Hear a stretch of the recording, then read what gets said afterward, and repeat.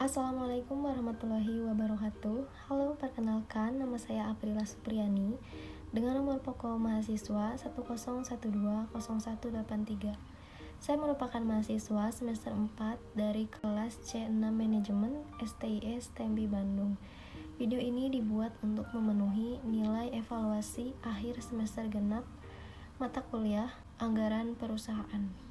Di sini saya akan menjelaskan tentang anggaran perusahaan dan ruang lingkup serta fungsinya. Selamat menyimak videonya. Yang pertama, pengertian penganggaran. Penganggaran atau penyusunan anggaran adalah proses penyusunan rencana keuangan organisasi yang dilakukan dengan cara menyusun rencana kerja dalam jangka waktu tertentu. Jadi, penganggaran itu sebuah proses penyusunan rencana keuangan pada suatu organisasi perusahaan dan dengan jangka waktu tertentu. Kemudian, posisi budget dalam manajemen. Seperti yang kita tahu, fungsi manajemen itu ada 4, yaitu planning, organizing, actuating, dan controlling. Nah, di mana posisi budget itu dalam fungsi manajemen? Budget itu posisinya berada di antara planning dan organizing, yang artinya sebelum melakukan kegiatan dan setelah merencanakan baru menyusun sebuah anggaran. Jadi dari gambar ini bisa kita lihat betapa pentingnya budget pada manajemen. Sebelum kita menyusun anggaran atau sebelum kita belajar untuk menyusun anggaran, jadi kita harus paham terlebih dahulu apa itu fungsi dari anggaran. Fungsinya yang pertama ada pedoman kerja perusahaan. Tanpa anggaran, suatu perusahaan tidak berkembang. Yang kedua, perencanaan terpadu. Yang ketiga, alat pengkoordinasian kerja. Yang keempat, alat pengawasan kerja. Dan yang kelima, alat evaluasi perusahaan.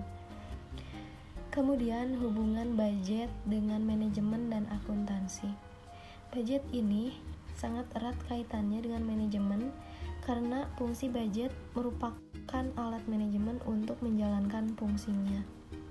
Sedangkan hubungan budget dengan akuntansi ialah bahwa akuntansi menyajikan data-data historis yang sangat berguna untuk menyusun atau penyusunan budget dalam membuat estimasi. Kita perlu data-data historis, yaitu yang ada di akuntansi. Kemudian yang ketiga, tujuan anggaran. Ini adalah tampilan tujuan dari anggaran. Yang pertama itu adalah untuk menyatakan target dan harapan sebuah perusahaan secara jelas dan formal. Kemudian yang kedua, untuk menginformasikan target dan harapan dari manajemen kepada pihak-pihak lain yang berkaitan dengan perusahaan. Tujuan yang ketiga adalah untuk menyediakan rencana mengenai aktivitas yang akan dilakukan oleh perusahaan secara terperinci dengan tujuan untuk mengurangi ketidakpastian pada pihak-pihak yang berkaitan dengan perusahaan dengan maksud untuk mencapai tujuan bersama dalam sebuah perusahaan. Dan yang keempat adalah untuk mengkoordinasikan suatu cara yang akan dilaksanakan dalam rangka memaksimalkan sumber daya yang tersedia pada suatu perusahaan. Yang keempat, manfaat anggaran.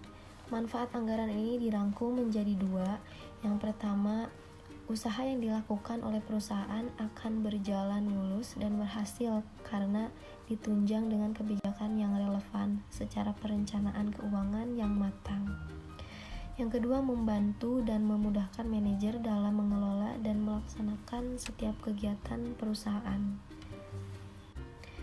Itulah manfaat dari anggaran.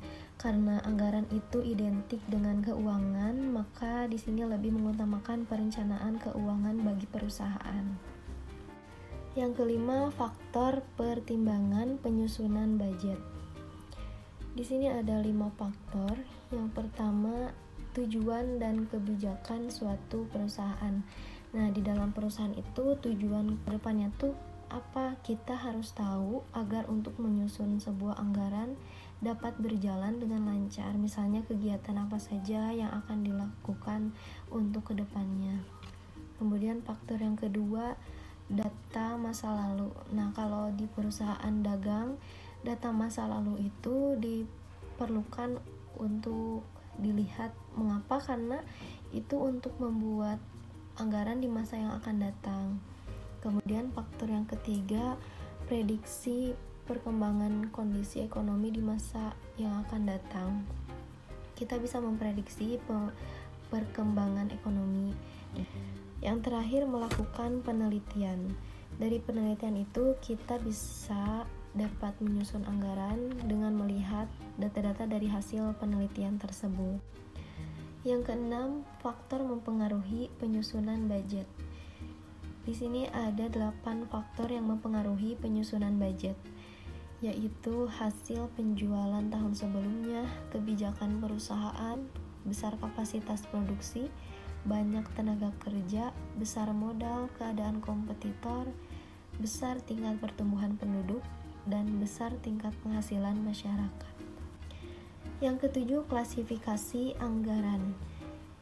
Yang pertama, berdasarkan jangka waktu, itu ada anggaran jangka pendek dan anggaran jangka panjang.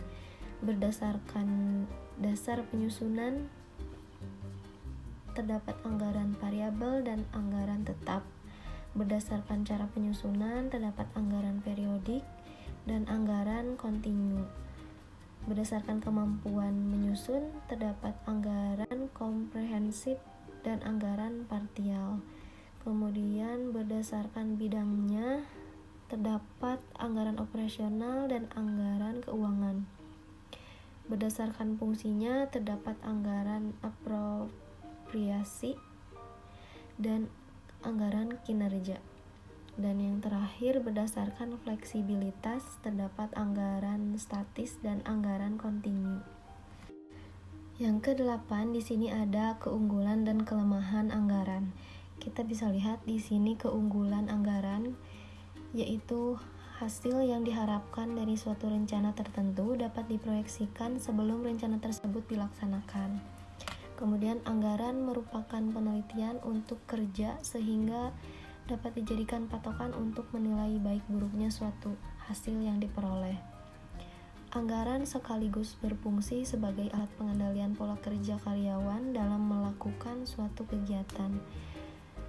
Kemudian mengingat setiap manajer dilibatkan dalam penyusunan anggaran, maka memungkinkan terciptanya perasaan ikut berperan serta dan sebagai sarana koordinasi antar seksi bagian atau divisi. Kemudian kelemahan dari anggaran. Di sini ada estimasi yang dipakai belum tentu tepat dengan keadaan yang sebenarnya. Kemudian seringkali keadaan yang digunakan sebagai dasar penyusunan anggaran mengalami perkembangan yang jauh berbeda daripada yang direncanakan. Kemudian penyusunan anggaran melibatkan banyak pihak, maka secara potensial dapat menimbulkan persoalan-persoalan hubungan kerja yang dapat menghambat proses pelaksanaan anggaran. Kemudian penganggaran tidak dapat terlepas dari penilaian subjektif pembuat kebijakan, terutama pada saat data dan informasi tidak lengkap atau tidak cukup. Dan yang terakhir, anggaran mengandung unsur ketidakpastian karena anggaran disusun berdasarkan asumsi. Dan yang terakhir ada master budget. Master budget merupakan anggaran perusahaan secara komprehensif atau rencana keuangan menyeluruh untuk suatu organisasi yang memadukan seluruh aspek kegiatan bisnis. Master budget berisi anggaran operasional dan anggaran keuangan, termasuk budget financial statement yang sering disebut proforma laporan keuangan untuk periode 1 tahun. Master budget terbagi menjadi 2, yaitu anggaran operasional yang terdiri dari anggaran penjualan, anggaran produksi, anggaran bahan baku langsung, anggaran tenaga kerja langsung, dan anggaran overhead pabrik. Dan yang kedua, anggaran keuangan yang terdiri dari anggaran kas, anggaran modal, anggaran laba rugi, dan anggaran neraca.